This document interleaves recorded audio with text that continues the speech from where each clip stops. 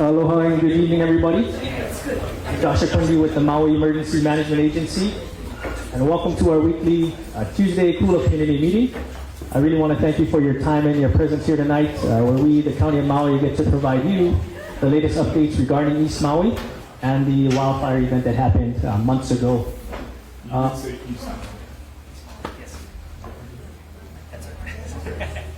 So today's format's going to be mostly the same.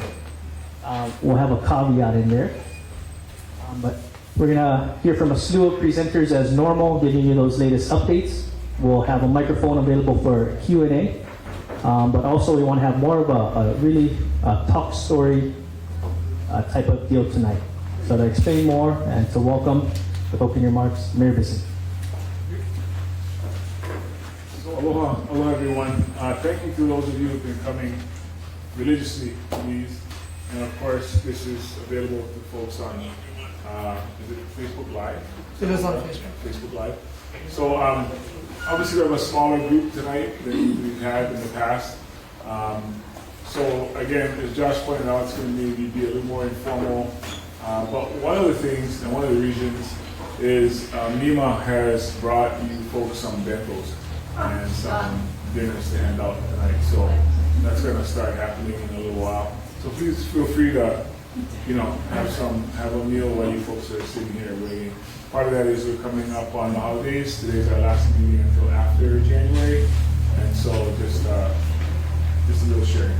And we're going to call on our speakers, the lineup that Josh has, for some of the questions that are probably carryovers from last week, the week before, some of the topics you folks wanted to address, and then feel free to ask questions on anything you want to talk about tonight. So, are we doing the meals first, Josh? All right, so we got some of our county guys here, some of our team. We can help hand out, or you guys obviously will grab it too, because we should have as well. Yeah. If you're kupuna, we'll bring it to you, obviously, as we should. Right now, everybody's feeling kupuna, right? AARP members and stuff. Hey, we just push the 8 down a little bit like that. If you get shop Tuesdays at Ross's, that's all. That's all you get. Push up yourself and feel free to do that while we are. So for all the guys on Facebook Live, sorry.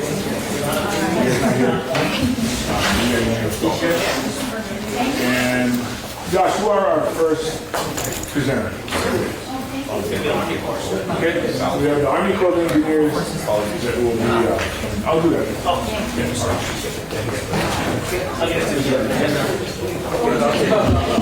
Yeah, thank you, Mayor Bisson. As the food goes out, just to reiterate, the format will be the same for tonight. We just wanted to make sure that you guys all got a meal.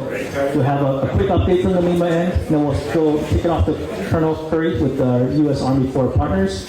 You're also going to hear from our Department of Water Supply, from our State Hawaii Department of Health, as well as FEMA. So real quick before we get into our U.S. Army Corps of Engineers, I just wanted to give you a quick message on behalf of our Maui Emergency Management Agency, or our NEMA team. And that message is just one of thanks, that's why we wanted to bring that meal tonight. We just want to thank you all for your continued patience, persistence, and your continued courage throughout this entire process.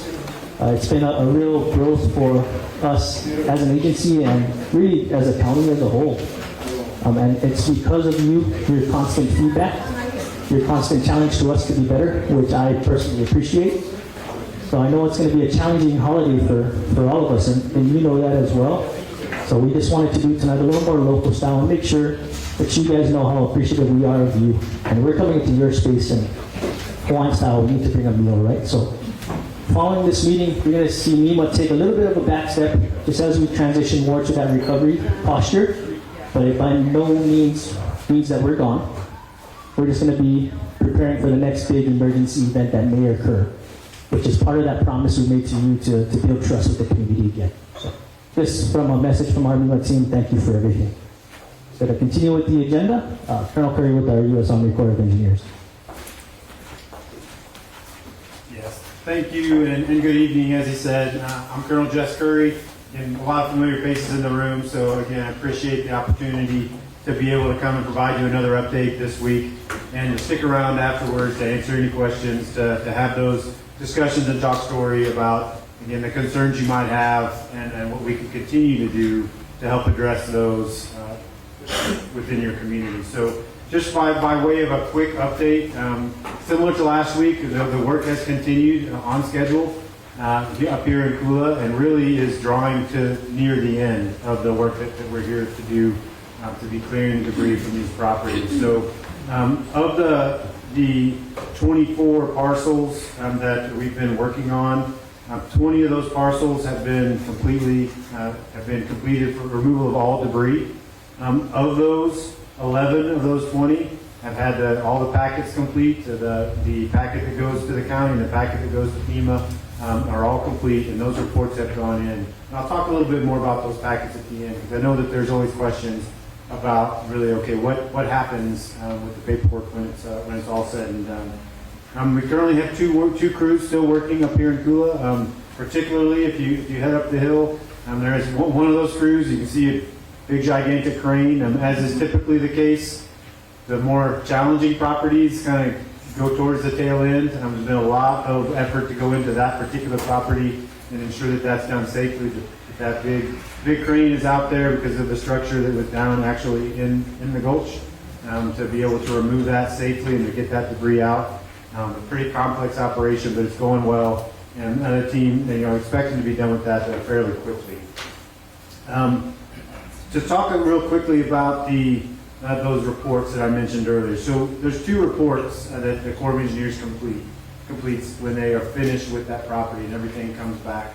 So the first is a parcel closeout package, and that's the one that goes to the county. The key document in that parcel closeout package is the affidavit from the Corps of Engineers from our testing, saying that property is clean. It is, and that affidavit goes to the county, and that's what the county relies on to validate for those building permits. So that is in that closeout packet that goes to the county. The other piece is the parcel clearance report that goes to FEMA, and it's ultimately how the Corps of Engineers closes out that effort for the mission that we received from FEMA, and that remains on record. So again, those are the two main things. Once those two are done, then the Corps of Engineers is complete with their efforts, and the trust that you gave us in your right of entry, that process is then complete, and we will no longer be coming on your property. Now, as we've tried our best to do throughout this process, we want to keep communicating with you. So particularly at these public meetings, if you're a homeowner and we've been partners in this effort for the last several weeks, we just ask you to continue to give us feedback. Because as you know, we are continuing on with this mission very soon in Lahaina. And what we've learned here, the things that have worked well, the things that we've had to improve along the way, we want to use those when we get to Lahaina. So I would also add that if you have friends, family, those that are part of the community in Lahaina, and share your experiences with them, because as you gave us your trust to let us work on your properties and to remove this debris, we need the residents of Lahaina to do the same thing. So again, we don't take that trust lightly. We take it very, very seriously, because we know we have to earn it up front, and we have to maintain it throughout. And sometimes that means working through tough challenges and addressing your concerns and working every day to be better for what we want to accomplish for your community in the long run. So thank you so much for continuing to work with us on this and for giving us your trust, continuing to hold us accountable. But again, look forward to being complete with all these efforts in Kula, so that you can start that rebuild process and get moving forward. So I'll stick around for any questions at the end, and again, that's my report for tonight. Thank you.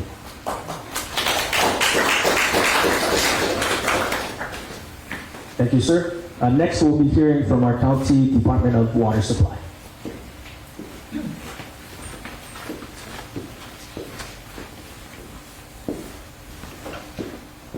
Good evening, everybody. Tim Malangir, Deputy for Department of Water. So, updates. Kalakabao and Piola reservoirs are 90% plus capacity. We're going to be changing the shortage to stage 1. And we'll be allowing watering 1 day a week. It'll be set by area, so maybe Pukalani and Makawao, Haiku one day, Kula another day, but it'll be out, we'll have a press release, and we'll show a map on how that will be, what areas will be, and what day. Also, for the, last week I think there was a question about backflows having to be installed on any of the residents that were impacted by the fire. The answer is no, unless you have a swimming pool, water tank, or a well. That's the only three that will require a backflow, which is nothing different from what we already require in the code. Also, if you look at our website, I think there was a question a couple of weeks ago about if we could show the daily levels of the reservoir. Well, we have updated our website. So if you go on the website, you look at reservoir levels, then you click on that, you see a box, it'll say the weekly report. But if you scroll down, there's another place that shows the month. If you click on the month, you'll be able to see the daily reservoir levels. The only day it doesn't get updated is on Saturday and Sunday. So that's all I have.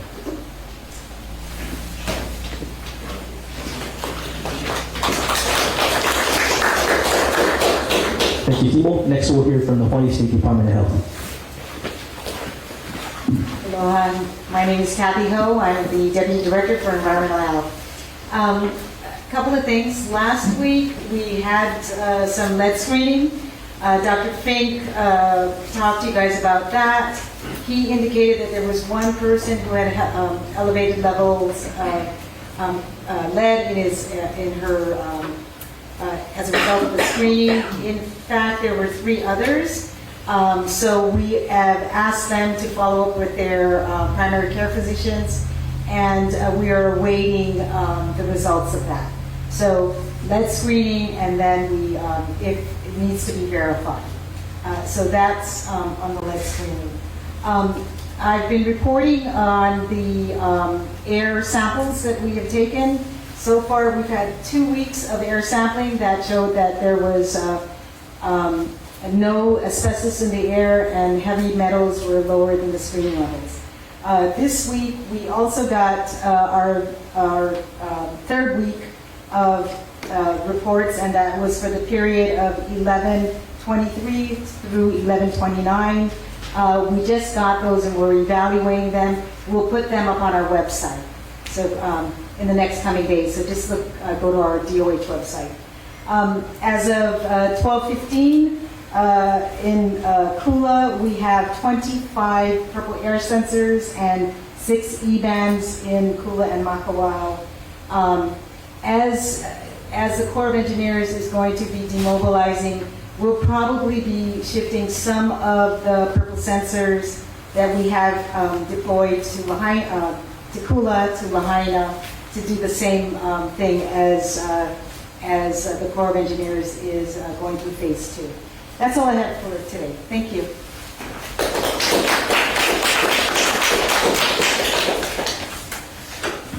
Thank you, ma'am. And to round up the agenda, we'll be hearing from FEMA.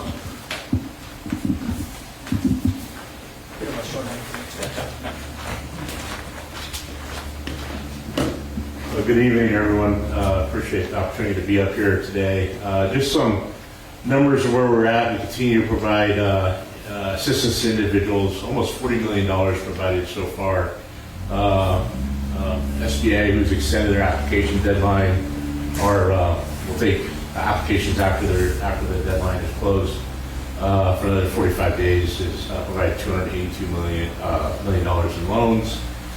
I think one of the key things, and not so much up here in Kula, but in Lahaina, is, we're kind of focused on trying to house a number of displaced individuals, and there's some here that might be displaced. So more maybe you can help us as we try to get out the word.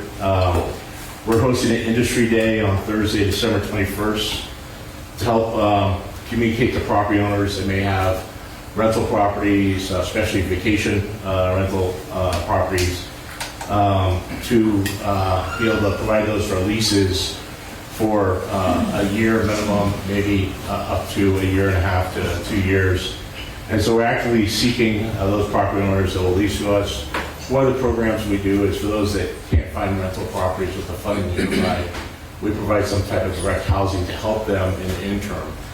And so what I'm trying to do is reach out to those that may have vacant properties that are willing to lease those to us. FEMA becomes the landlord and leases them. And then what we do is sublease and put a family in there. We have to follow all the regular requirements that that leaser would have. We end up providing not only rental assistance, but if there is damage or if there is HOA fees, we could pay those, all those kind of things. We can work and we'll find a reasonable rate consistent with, maybe what they received last year. So we're appealing to property owners and apartment managers to help support your neighbors. And if you have available condos, vacation homes, apartments, we encourage you to make them available for temporary housing those displaced by the wildfires. A couple of ways.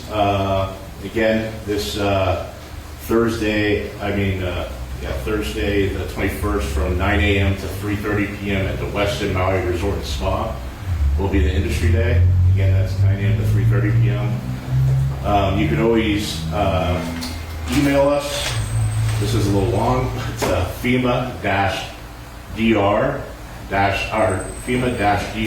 4724-HI contracting at FEMA.dhs.gov. I'll say that one more time, and we'll try to come up with another email. It's a little easier. But unfortunately, sometimes in government we do things that are overly complex. This means something to us.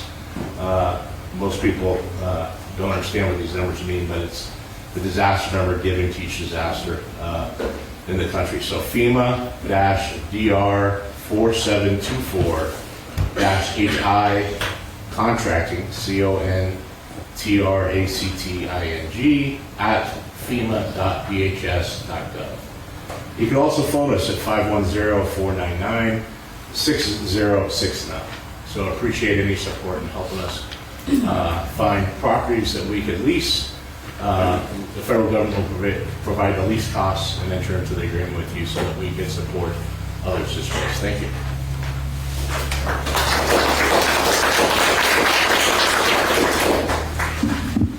Thank you, sir. So that wraps it up for our presentation portion of tonight. We want to now begin our Q&A. We are hooked up to the microphone tonight, but we will pass it around. Again, just a little bit of housekeeping rules. When you have that mic, we ask that you just ask one question. It's just fairness to anybody else who has a question in the room. And we also ask that you ask a question that's good for the group as a whole. We will be sticking around just as before to answer any additional questions you may have or any other in-depth questions that you have. Are there any questions in the room?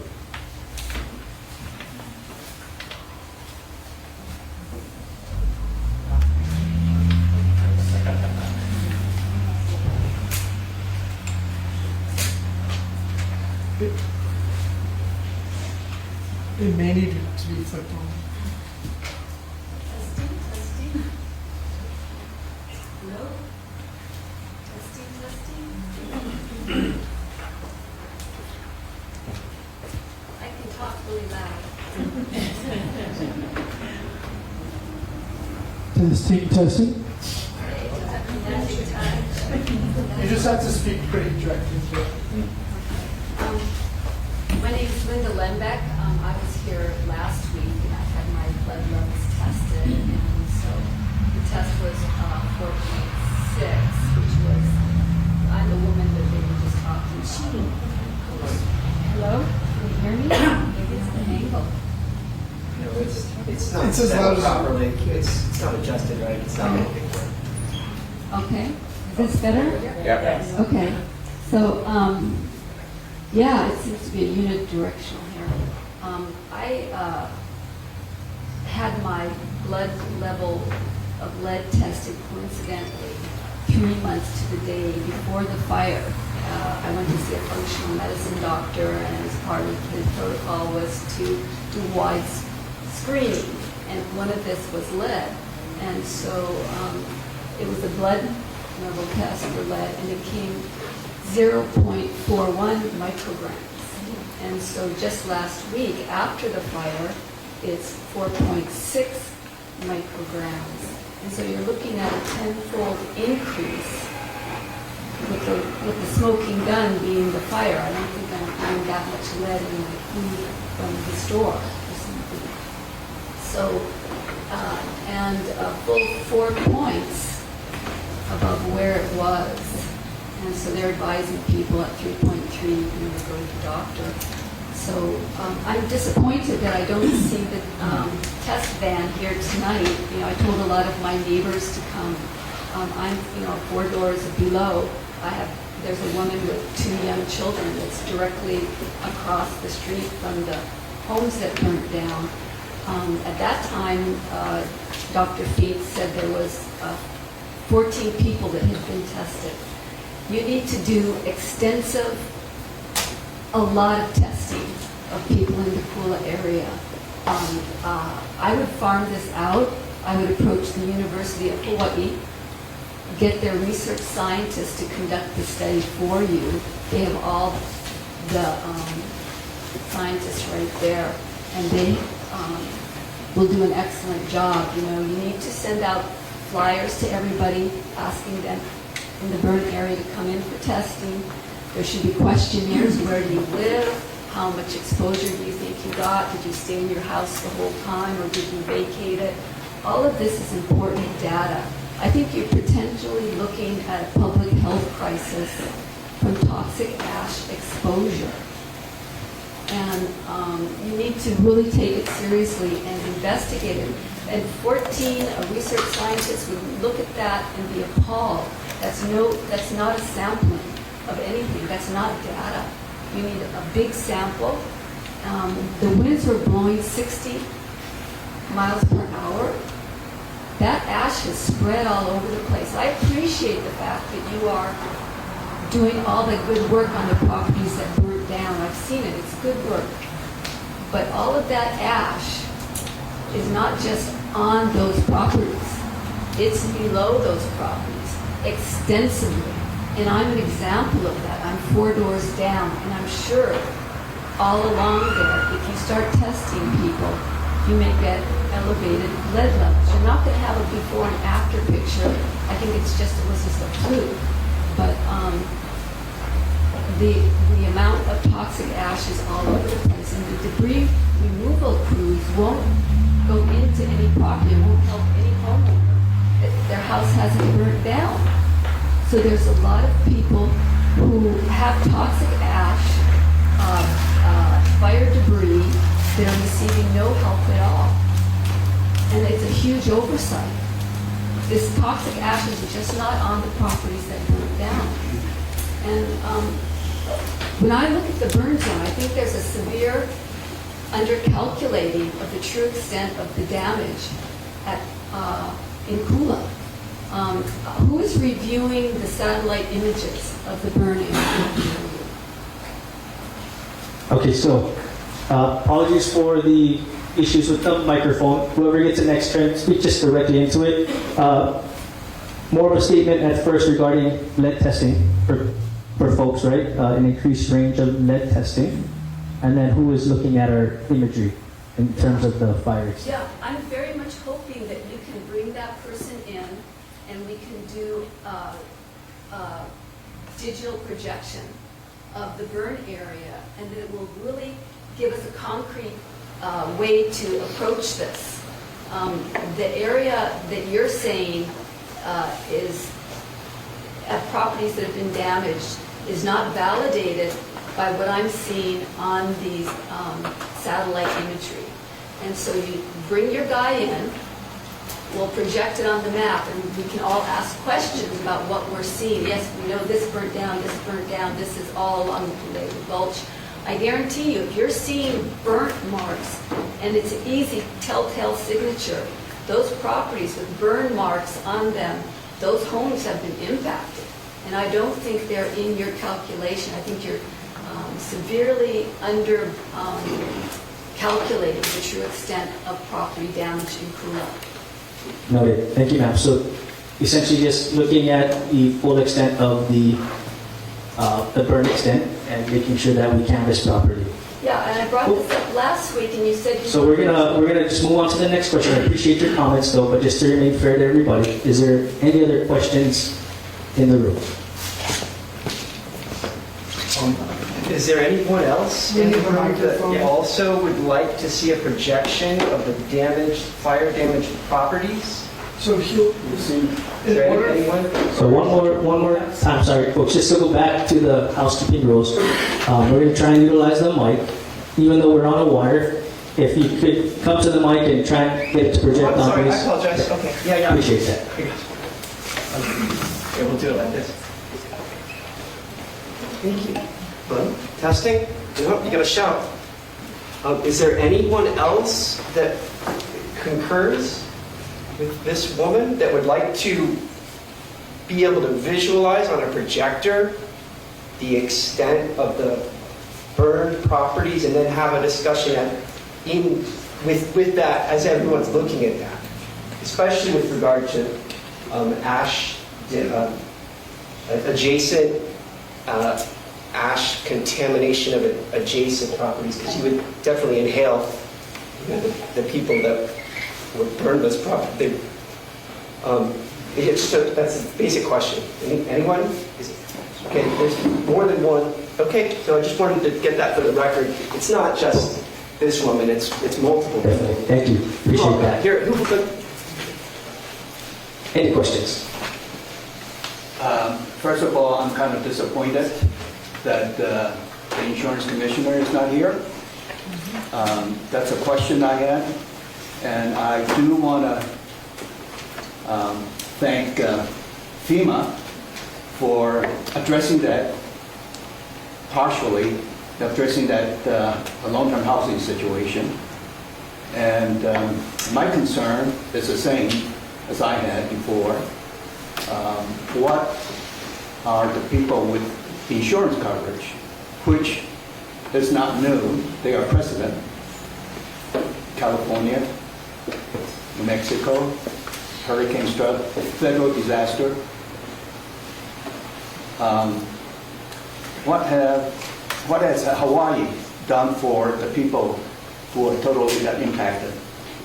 You know, the country, USA, cannot run the government without passing the budget. I mean, everybody knows they'll shut down. The same thing with the state, with the county. And please have respect for us individually. We need to know how much we're going to be spending on long-term lodging. That's going to come out of our rebuild fund. And you can't just drag it out. It's been 5 months. We are talking to our architect or talking to our general contractors. We can't make decisions without knowing how much money we have to rebuild our home. My question is, is Hawaii different than the rest of the states? Are we treated equally? You know, it's not new. If this is the worst fire damage in the last 100 years, why are we procrastinating doing what the other state did for their fire survivors? I need an answer for that, because I need to run my own life. I need to know my budget for next year. I need to know what I have to do with building my house. Either replace it, which you can do anything you want, but I want to rebuild. But if I cannot, I don't have the money to rebuild, I have to, plan for it. Help us respect the same level that we give to the government. You pass the budget, so you know what you have to spend for next year. Respect that. We have to do the same thing. Absolutely. And just on our behalf, I take now, Uncle, we were trying to get Gordon here. Unfortunately, we couldn't work it out with his arrangements here, but so that one's on me. We'll get here as soon as we can. And I know it's been a delay. That I apologize for. You don't have to. Not you. You're doing your job. Excellent. Thank you.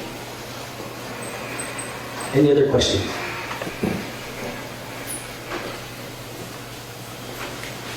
You might have to walk up. Thank you.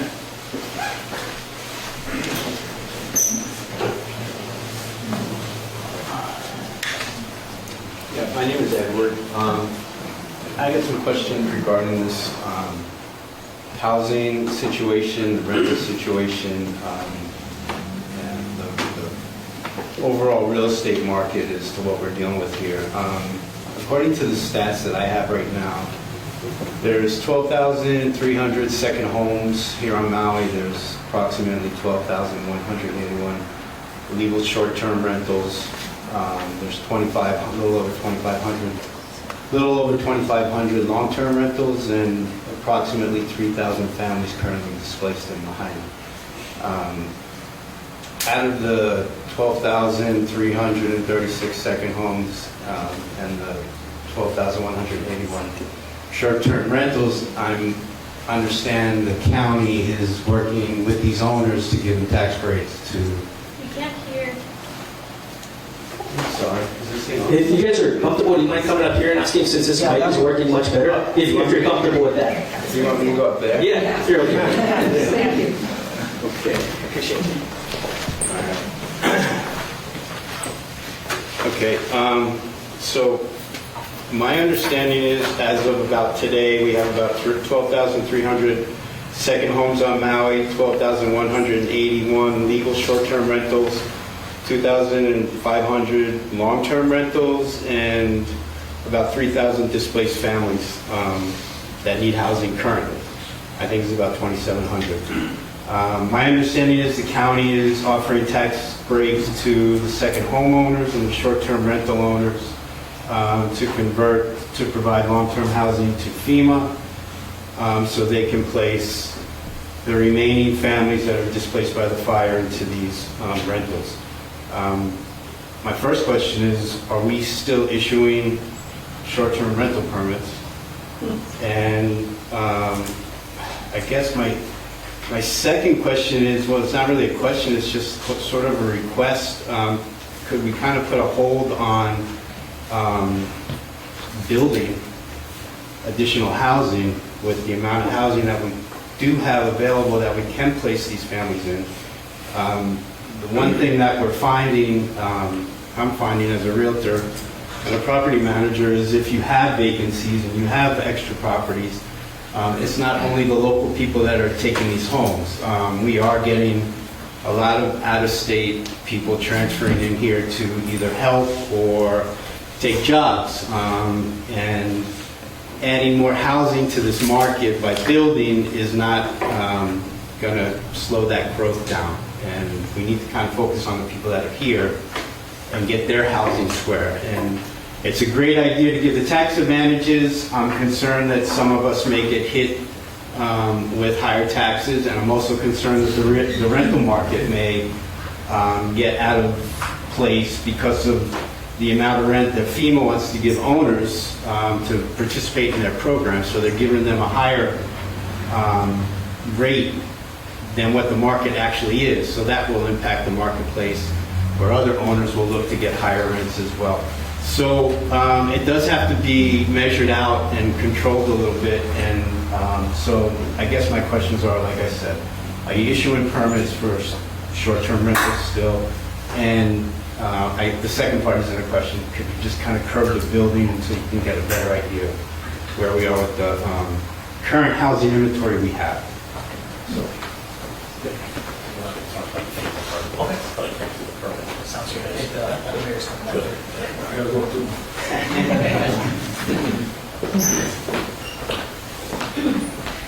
So I know we talked about that at our meeting that we had when you folks attended this past week.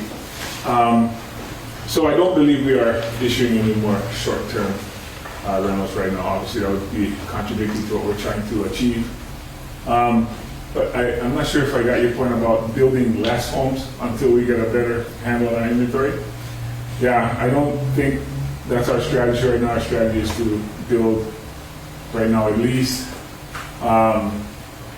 short-term emergency housing with the help of FEMA and some of the properties we've identified, some of the land that we've identified on the west side, but it's going to end up being some places probably in central and south Maui because of infrastructure and water shortage and water issues that we have. I'll just say this on the overall topic of Bill 131, which was to reward, well, let me explain this. I think the easiest way I can explain it. There are about 27,000 folks made up in 3 categories, either non-owner occupied homes, short-term rentals, and we're mostly talking about the ones we know about, the legal ones. The illegal ones are a different issue, and then timeshares.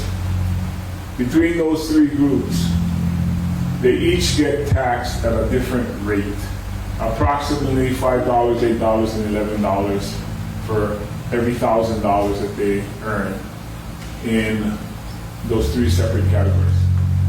So what we're doing is we're going to tax all 27,000 people, except for the first 3,000 that make their units available. Because after that, we won't need the others.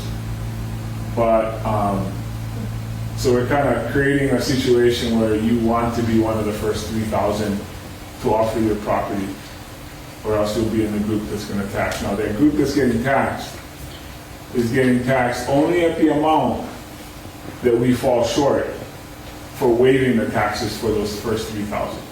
And the reason we don't know that yet is we don't know if they're going to come from the timeshare, the short-term rental, or the non-owner occupied categories.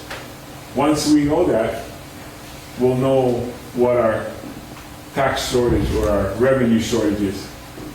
If we're short 20 million versus 30 million. Because then that will decide how much taxes we need to increase across the board to make up that difference. The reason that's important is we don't want to tax more than we need to make up the shortfall. Even though government, one of the functions government does is to issue taxes, impose taxes. But you don't want to just do an amount without knowing why that is, because then we're going to have these public meetings and someone's going to come up to the mic and ask, how did you decide how much you were going to tax us? So that's our plan. That's how we're going to do it. Now, the other reason that's important for all of us is so that our bond ratings remain at a level. And recently we've had our bond companies come and rate us, and we're at the same level we were before the fires. And part of that is to explain to them how are you going to make up the revenue shortfall for what you planned or what you've lost. Right after the fires, the week of the fires, we obviously waived all the property taxes for everyone here in Kula and everyone in Lahaina. So if you'd already paid, we sent you a check back for that taxes that you paid on your property, or your real property tax. And if you hadn't paid yet, we told you not to send it in. Now, there was some controversy for homes that were standing but not livable. That was a different category. So the category we were talking about was all the homes that were clearly burned, destroyed. But we went under destroyed, damaged, or impacted. And so we're reevaluating some of those that we might have denied. And now that we know more information, we can decide if. So I guess I'm going to say it this way. If you can live in your house but you choose not to, that's a different category than if you want to live in your house but you cannot. You don't have any water, power, sewer, it's dangerous, all those things. So that's the overall sort of general, I know you didn't ask all those questions, but that's the general plan on Bill 131, and then the subsequent bill that's going to come out. And it hasn't come out yet, and council member who's here knows, because we've explained this to the council, because we don't know how much we're going to put in that bill yet in terms of taxes. So as soon as we find out, so if you are listening and you are part of the group that's interested in making your property available, January 31st, if you sign up by then, you get 18 months of property tax relief. If you sign up in March, it's 12 months. So again, creating another incentive even in that span. And I know you guys don't have any more questions for me to answer. Thank you.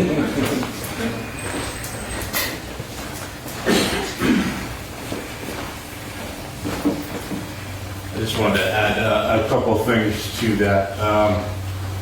You know, we're very cautious. Where's the guy that made the comments? There you go. We're very cautious of ballooning the rental market, right? We're very concerned about that.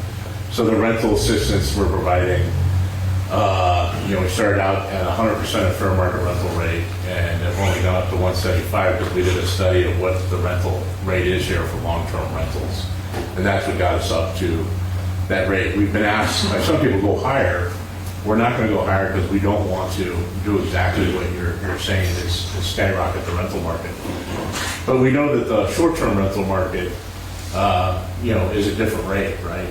Because the short-term it generates more, especially depending on where you're at, you know, beachfront, a couple blocks away, new property, old property. We have very good records of what those generate. So we'll individually negotiate with the short-term rental market what's a fair rental rate based on what it generated last year. We have the information for the last 2 years. So we're not going to, you know, give someone 5 times the amount or 150% of what they generated last year. We're going to give them something very much in reason with it they provided last year, considering that right now, you know, last year on average they were filled 70% of the time. We know it's down right now. So this is an opportunity why the market's not there to go ahead and partner with us where you know that we needed to house someone and we're going to pay that rate for the next year and a half where you don't have to worry about you want to be able to fill it or not, right? So I think there's benefits there. Plus the tax exemption the mayor talked about is another benefit. One other thing I wanted to talk about. So one, rentals, we've limited it to 175% on purpose. The long-term rental market we don't shoot up. To your point about building, you know, I think there was a pre-existing issue on Maui as far as affordable rental space. And when you take 3,000 units, really it's 3,800 units because some of those are multi-unit buildings, and you take them off the market because they're destroyed, you have to make up that capacity, either one, by rebuilding Lahaina, or two, by looking for other units. So we're kind of doing both, right? So one is, how quick can we move the debris? How quick can the county issue permits to rebuild? You know, that's going to take time. That may take a year or two. So we need to have some temporary capacity. Also, we need to continue to build existing units that are in line to be built. They're being developed right now because you need more affordable housing. I mean, HUD alone lost, I think, 470-something units in that fire that were affordable housing. So we need to be able to bring that back in order to house those individuals that are displaced, many of them in hotels right now. The last thing that I wanted to mention was the question about insurance back over here. So if you do have alternate living expense, and you know it's usually capped at either an amount or a time. Sometimes 6 months, sometimes a year, sometimes a year and a half, depending on your policy.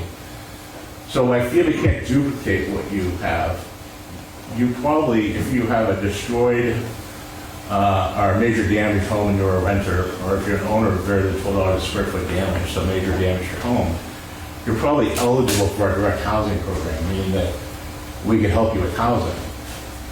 So those that have ALE, that have alternate living expense, if that runs out and you're still trying to rebuild, come back to us, even if it's 6 months, a year from now, because we could then assist you with some type of direct housing until you're able to rebuild. What we want to see is that you have a housing plan, that you're making progress toward that. So for owners that are uninsured or insured that have ALE, that may run into that gap because it takes time to rebuild, and your ALE may not last that long, come back to us and we're glad to work with you and try to see what we can do to help you with continue providing you some type of housing solution until you rebuild. Okay, thanks. Follow up here? Yeah. Good. Thank you for explaining that. I just wonder what's the difference between the FEMA program and the program that like California, New Mexico, where they had disaster, hurricane, any kind of federal disaster, that the governor made a proclamation to extend the insurance coverage to 2, in some cases 3 years. Also, I'm kind of confused. Your program, the FEMA program, it doesn't cover us, that we get insurance cover for a year, that's it. Is that correct? Well, so if you're a homeowner that's insured, the first thing that you become eligible for FEMA is repair or replacement costs. And if you have more than $41,000 of insurance, you're not eligible for that repair or replacement cost. However, if you have alternate living expense and you go to use that and it's limited on either amount or time, and you're still displaced from your residence because you're in the process of rebuilding, there's time to remove the debris, time to get the permit, time to do the engineering, time to actually get a contractor to build your unit. All those kind of things take time. And so it's foreseeable that it may take more than a year or may go longer than what your insurance has provided you for alternate living expense. FEMA can come, as long as you apply to FEMA, you have a registration number with us, while you weren't eligible for the grant to repair or replace, you can come in when you exhaust your alternate living expense and say, hey, I need additional assistance. My insurance doesn't fully cover sufficient time for me to rebuild. What we want to see is that you are working toward a rebuilding and you have a plan, and then what we can do is come in and fill that gap. Is that the same program as California? Well, we work with California all the time. I think the governor of California works with the insurance companies and provides some state funding to increase alternate living expense, but FEMA also provides that for those that are displaced. So we usually work with California to kind of make sure that we don't duplicate between the two of us. Also, in some of the California cases, there was issues with who's the responsible party and those kind of things, so it added to the complexity of California. But I'll go back and see exactly what California did. And if the insurance commissioner, what the insurance commissioner did, and I'll make sure that I follow back with the state insurance commissioner here if there's anything unique that California did. Because I think you've been here long enough now to know Yeah, we're different than the mainland. It's going to take a lot longer. exactly. Year, 2, 3, Yeah. it all depends. And that's why I bring up the comment about, continuing to help pass your ALE, because I think it's possible that you may exhaust your alternate living expense. Typically, most insurances, it's maybe 18 months. Sometimes it's there's a dollar cap. The cost, as we talked about, for affordable rent here is very high. So you may cap out because of the dollar amount in your insurance policy or the time. What I want to make sure you know is as long as you've registered with FEMA and you're eligible for direct housing because you're displaced because your house is destroyed, you can still come back to us. And let's say that it ends in 12 months, but it's going to take you 2 years to rebuild. We can step in for the last 12 months and provide you a housing solution. Okay. Now, also I understand FEMA send you to SBA. And SBA has the low interest loan. That's true. However, that also depends on how much you receive from your insurance policy. Yeah, that has to do with repair replacement costs, not with regard to rental assistance or temporary housing. So two different programs. But I'm glad to talk to you more afterwards. I think the key is make sure you're registered with us. Make sure you apply to SBA. You don't have to take the loan, but if you get turned down, you can be eligible for other programs with FEMA that are direct grant programs. But the assistance to provide you housing, temporary or direct housing, meaning rental assistance or us providing you a housing unit, is separate from the direct grants, right? So it's us directly providing you a unit. We're not going to give you money, but we will lease a unit for you, like what I'm asking the vacation rental market to come to us to maybe negotiate with us, because we will rent them and then we will provide the unit to you. Why is it the government's taking over and the state is not, where in other cases the state took over? It's our programs and our very quickly yeah. to ask the insurance company to double. Yes, I will follow back on the insurance. It's the insurance commissioner that needs to answer that, and it's between the insurance commissioner, you as a homeowner, and your insurance policy. But our programs, are there to help communities that experience a significant impact from a disaster, where the overall tax basis of the federal government then assists the state when it's over a certain per capita level of damage, and you've had a significant event. So these programs are available to you to to help you in these situations. Thank you FEMA for doing that, but where are the states? Well, they're with us, so they're our partner, and so is the county, the mayor's here. Me, the mayor, the governor, spent a lot of time together. The mayor has done a lot, Yeah. but I haven't heard anything from the state. Yeah, they're here. We work very closely with them. That, you know, FEMA has been very transparent. Thanks. Thanks for that. And I'm sorry, we'll let that one go a little bit longer because it looks like you all kind of wanted to hear those answers. So apologies for going past that, but great questions. Matt? Thank you very much. Relating, Mr. Fenton, so this is a question of situations where you have a home that is still standing and your neighbors are all gone because of the wildfire. And in relationship to what you just talked about with the ALE, alternate living expense through insurance, how does that get handled? Because it's a little bit different if your home is still standing, but I can't get into it because all my neighbors' homes are gone.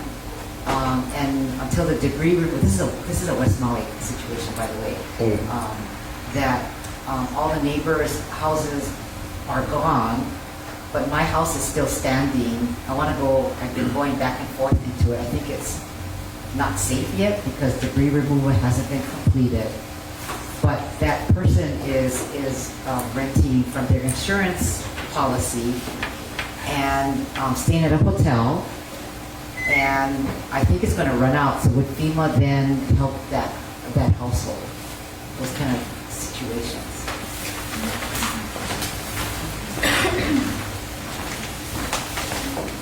Yeah, so if I'm tracking your scenario, it's someone that's in a damaged area where you can't re-enter, that may not have water, sewer, or power back.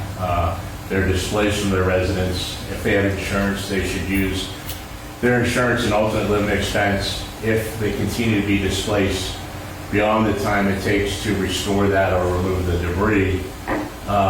Definitely, we can have a discussion in FEMA about how we use direct housing to assist them to continue to provide them some type of housing. However, if they're in a unit that's on the peripheral where it's safe to return, then we can no longer assist them. Once the power, water, and sewer comes back and the county determines it's safe to return to that area, then we can no longer provide that type of assistance to them. Okay. Thank you.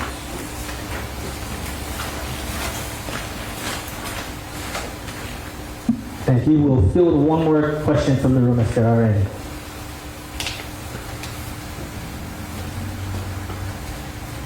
Okay, seeing none and hearing none. Just a couple of announcements before I turn it over to the Mayor Bissons for some closing remarks. I just again want to thank everybody for their time and their presence here tonight. We do have little handouts with the QR code around the tables for our MauiRecovers.org website. Please stay tuned there for your latest updates regarding everything going on. Additionally, please take home a lot of food. We want to just open it up. We're going to stick around to field any more in-depth questions that you have, but there's going to be a lot of leftovers, so please help yourselves to them. Again, we just want to make sure that we know it's going to be a challenging holidays, but we do this things right by you. And then again, with the food, just want to thank Four Sisters Catering for preparing the meal for all of us tonight. And as a reminder, for the next 2 weeks, there's not going to be a community meeting. So the next community meeting will be in the new year. I believe it's the 9th of January. Without further ado, closing remarks by Mayor Bissons. So we do want to thank the state, the DOE in particular, for letting us use this facility each week. And I just want to emphasize, we all want the same thing. All of us, the administration, the federal government, the state government, the county, we all want the same thing. Just to get you folks back into your homes in a safe environment as quickly as we can, as safely as we can. Whether you're from Lahaina or Kula. That's our goal. That's what we're trying to do. Listening to a lot of people from a lot of places that have done this.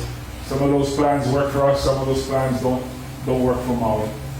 So it's not like we're not trying to find the best way to do this as quick as we can, as safe as we can.